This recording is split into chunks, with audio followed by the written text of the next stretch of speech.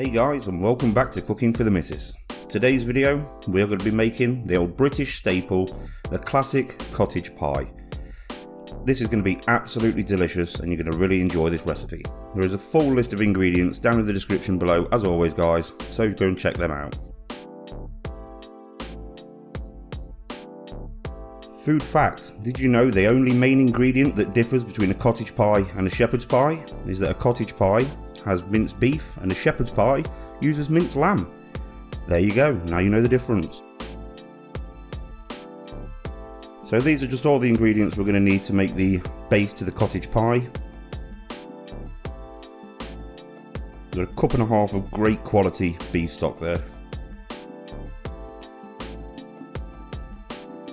So to get this all started, get yourself a nice hot pan. We're going to put in about a tablespoon of olive oil. To that we're going to add our minced beef. So when you add the minced beef, just make sure you stir it up so that you don't end up with really big chunks in there. What you'll find with the beef, it will release loads and loads of water. So what we need to do here is we need to cook the beef so that all the water has evaporated.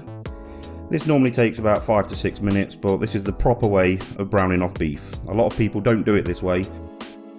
This is what it looks like when all the water's evaporated. You can see now that it's just oil and it's properly frying again.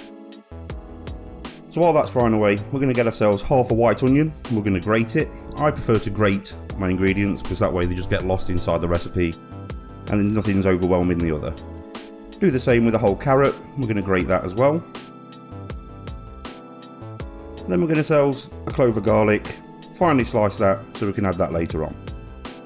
Now what these are, Morris Piper potatoes. I'm not going to show you how to make mashed potato in this recipe guys because I think it's pretty straightforward. However, if you're not sure how to do it, leave a comment down below and I can do it in one of my other videos and show you how to make the most perfect mashed potato to go on top of the cottage pie.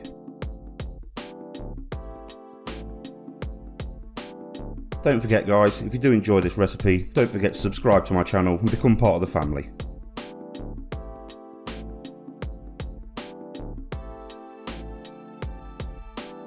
So with the potatoes on to boil, what we're going to do now is we're just going to strain off any leftover oil that's left in the mince.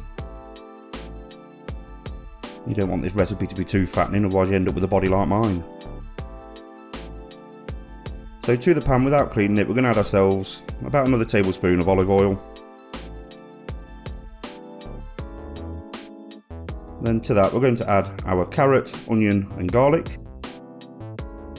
We're going to fry that off for a few minutes, just obviously to make sure that the onion, carrot and garlic is cooked so it's not raw in the recipe.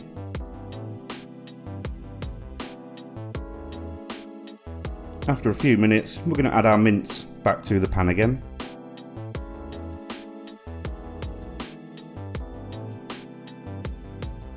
Get that well incorporated and we're going to cook that again for about another 5 to 6 minutes just to make sure that everything's really combined and the flavours all infused together, and it's going to be absolutely delicious.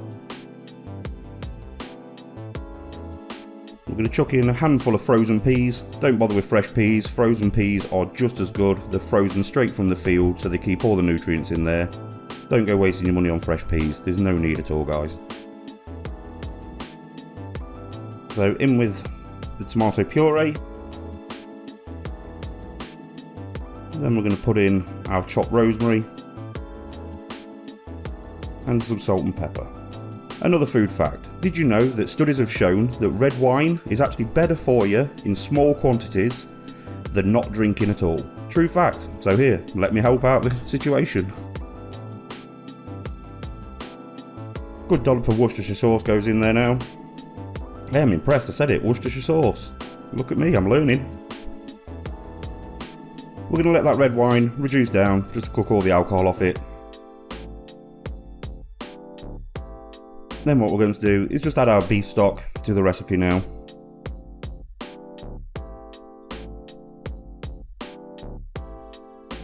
Same thing again, we're just going to let this bubble away now just so that we want the stock to reduce probably by half, just so that it thickens and you've got a nice rich gravy.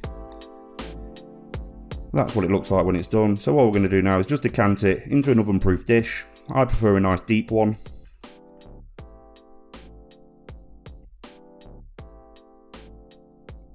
And there we go. The only thing that's left over on this bad boy now is to put the mashed potato on top.